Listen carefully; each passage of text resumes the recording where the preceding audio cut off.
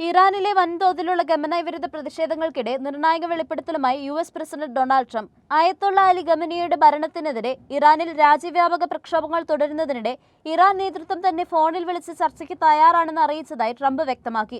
എന്നാൽ പ്രതിഷേധക്കാർക്കെതിരെ ക്രൂരമായ അടിച്ചമർത്തൽ തുടർന്നാൽ ചർച്ച നടക്കുന്നതിന് മുൻപ് തന്നെ അമേരിക്ക ശക്തമായ നടപടി സ്വീകരിച്ചേക്കുമെന്നാണ് ട്രംപിന്റെ മുന്നറിയിപ്പ്.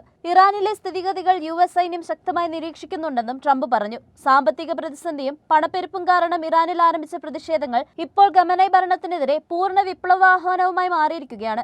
മൂന്നാം ആഴ്ചയിലേക്ക് കടന്ന പ്രക്ഷോഭത്തിൽ നൂറുകണക്കിന് മരണങ്ങൾ റിപ്പോർട്ട് ചെയ്യപ്പെട്ടു. ഇന്റർനെറ്റ് ഷട്ട്ഡൌൺ, വ്യാപക അറസ്റ്റുകൾ, വധശിക്ഷ ഭീഷണി എന്നിവയിലൂടെയാണ് ഇറാൻ ഭരണകൂടം പ്രതിഷേധങ്ങളെ അടിച്ചമർത്തുന്നത്. പ്രതിഷേധക്കാർക്കെതിരെ വെടിവയ്പ് തുടർന്നാൽ ഇതുവരെ കാണാത്ത രീതിയിൽ അമേരിക്ക പ്രതികരിക്കുമെന്നും ട്രംപ് മുന്നറിയിപ്പ് നൽകുന്നുണ്ട്. ഇറാഖിൽ ഇതിനു മുൻപ് അമേരിക്ക നടത്തിയ ശക്തമായ സൈനിക നടപടികൾ ഓർമ്മിപ്പിച്ചുകൊണ്ടായിരുന്നു ട്രംപിന്റെ വാക്കുകൾ.